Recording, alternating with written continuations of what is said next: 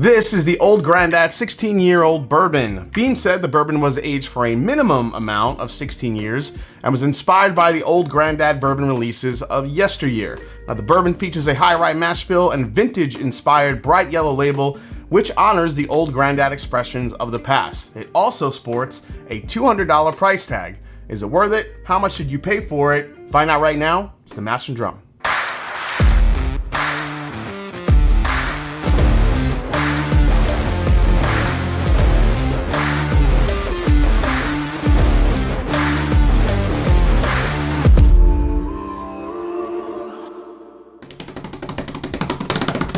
What's up, folks? I'm Jason C, and welcome back to the Mash and Drum Whiskey Room. Like, subscribe, and help me keep climbing to that 100,000 subscriber milestone here in 2024. Appreciate the support, everyone.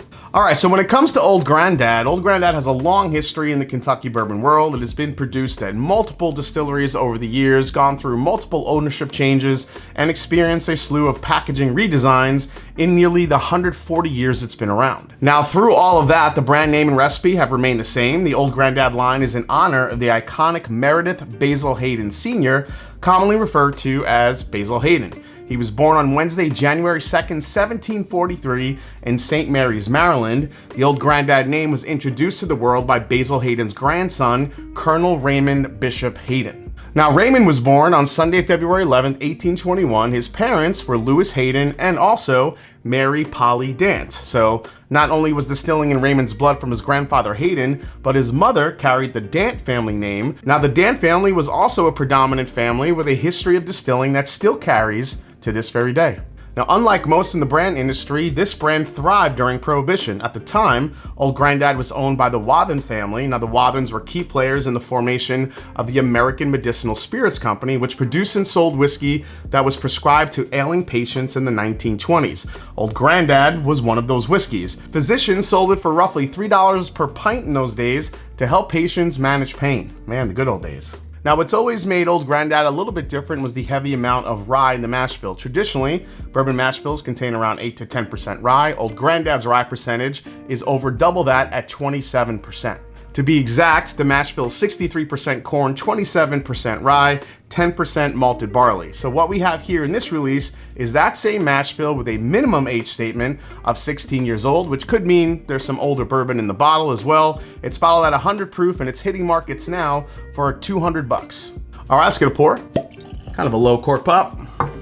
So I was in Bardstown a couple weekends ago when this released, when this dropped at the distillery. Was able to wait in line and grab one of these. A bunch of people were there, obviously, to get their hands on this. When this bottle was announced, or the label was trickled out on the TTB, and people saw an Old Grandad at 16 years old, a lot of people just went wild. But then once the proof was announced at 100 proof, everybody was a little bit disappointed. They wanted a little bit more bite. I think people expected it to be at that 114 proof point that we get from the OGD 114 that's, available on the shelf. Or the one that's, rumored every single year that it's going away, but still hasn't gone away yet. All right, let's dive in. Here we go. First thing I get is some very classic Jim Beam flavors. I do get that Beam nuttiness. However, there's a lot of oak behind this. Again, 16 years being the youngest that could possibly, be in this batch. And I gotta say, this has opened up a little bit. More of the sweetness has come out. When I first opened it, it was just kind of, all oak, very oak forward. Wasn't a lot else going on. There was a hint of a dark fruit flavor, but I think that Old Grandad, that typical citrus note that you get from Old Grandad, is coming out from that high rye mash bill. Kind of a chocolate covered orange peel type candy going on. Yeah, at 16 years old, I was expecting this to have a little bit more depth of flavor, but really I'm just kind of picking up that beam nuttiness, again, that chocolate covered orange note.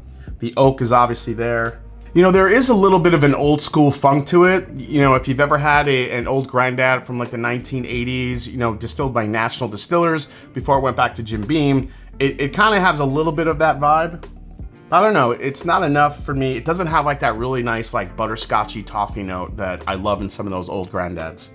There's also a lot of vanilla extract coming out of here. So a lot of your typical Old Grandad 114 notes with a little less bite and a lot more oak. So let's try it, here we go. All right, solid first sip. Again, the oak is there. The milk chocolate, the vanilla, again, that chocolate covered orange peel, I think is also there.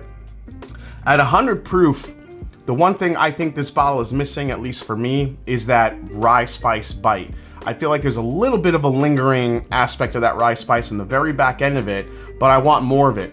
Now, Old Grandad 114, in contrast to this, that's about a 4-year-old product, 4 or 5-year-old product, I think, these days. So when you talk about that high rye mash bill and that young of a whiskey, the rye spice is still pretty vibrant. So you're gonna get that peppery, aspect to it. Whereas this, 16 years and older, possibly in this bottle, I think a lot of that rye spice has been, kind of tamed down a bit by just all the extra aging.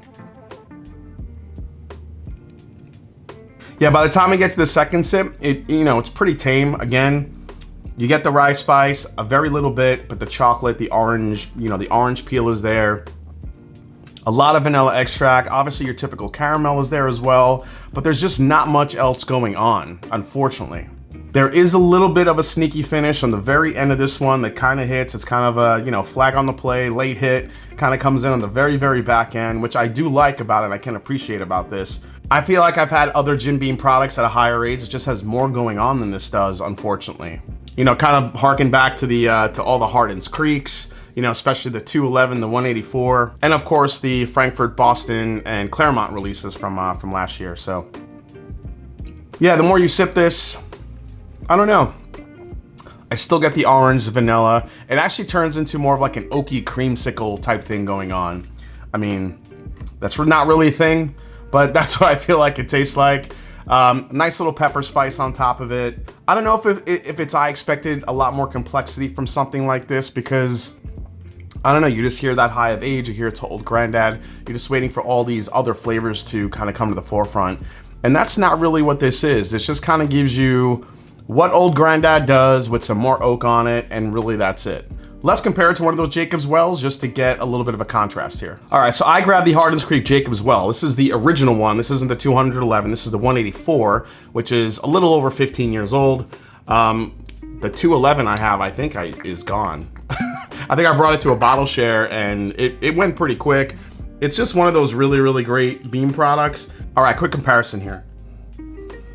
All right, so when you compare, the Jacob's Well is actually a little bit brighter, a little bit sweeter on the nose, whereas the Old Grandad, you really start getting some of those more oaky, almost throwback profile to it. Again, it doesn't taste like, the old National Distiller stuff, but it definitely has a little bit of that funk going on in it.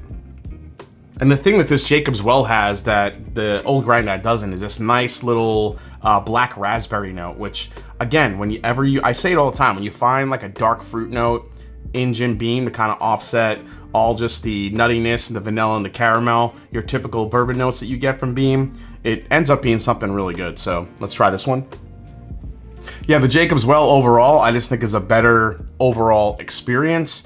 For me personally, just because of there's just more going on. It's a little bit more integrated, all the flavors that are kind of intertwined. Again, those fruit forward notes to kind of go along with the oak notes. The oak isn't overpowering. I think the oak is a lot more overpowering what we see in the Old Grandad 16 year. I think it's just more oak forward compared to this one. But the one thing that Old Grandad usually does so well for me is have this really nice spicy finish. If this had that long finish with a little bit more of a punch of flavor in it, I think this could have been a home run. I feel like it's close, but just not there. All right, final breakdown. All right, final breakdown on the new Old Grandad 16 year from Jim Beam. Price for this one, $200. Resale market value, I've seen these as high as about 300. I think that the last one I saw was about 300.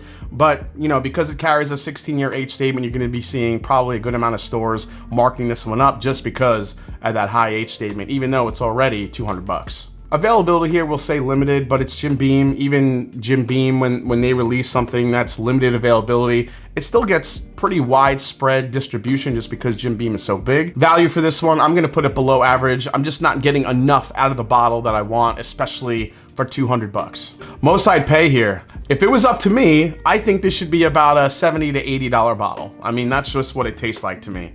There's just not enough going on to warrant the price point. However, when you're looking at what the price actually is and what people are marking it up as, I would not go over retail for this one. So if you're looking to try to get one early from someone from a store or someone else that is actually charging you more than it actually is, I would not pay over retail for this. As far as alternatives for this one, you want to kind of focus in on the Hardin's Creeks because they actually are cheaper than this bottle, about 150, 160 bucks, depending on where you get it, at least retail wise. But when you're talking about the Hardin's Creeks, excluding that Colonel B Beam, that first one they brought out, which was a 2-year kind of experimental release with a lower, I think it was like a lower distillation temperature, or lower distillation proof, something like that. Skip that one. And of course that corn whiskey one that they released, the golden, whatever, the 11-year golden something, that thing was gross. But as far as any other Hardin's Creek, especially the Jacobs Wells or even the Boston, Frankfurt, and Claremont releases, that triple pack, I think those are actually better than this one. They have nice age statements, they're cheaper, and I think there's more going on in the palate than this.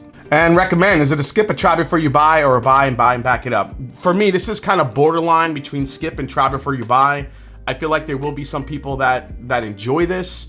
I did buy it, but I wish I actually did try it before I bought it, because if I did, I probably would have skipped it. So if that makes sense, you know, maybe ultimately for me, this just kind of falls in a try before you buy. At 200 bucks, it's an expensive bottle. I think there are some people that could enjoy this. Maybe people don't like a higher proof. They don't like the spice. They want something just a little bit more oaky and sweet, and but not much else going on. But for me personally, I would probably put this at a try before you buy for everyone else. But if I had the chance now, after I tried this and reviewed it, I probably would skip it just because there's just not enough going on for the price point. And I think there are too many other great bourbons, not only on the market, but other great bourbons that Jim Beam makes that actually are better than this. All right, guys, hope you enjoyed this review for the new Old Grandad 16-year. Hope you enjoyed it. If you did, hit that subscribe button below. Please hit the like button, and if you haven't yet, follow me on Instagram. Let me know down in the comments what you think about this one. Have you tried it yet? What do you think about it? Do you love it? Do you not like it? Let me know what you think, and as I always say, it's not about the whiskey, it's the people you share with. Cheers, and let's go Mets. Take care, folks.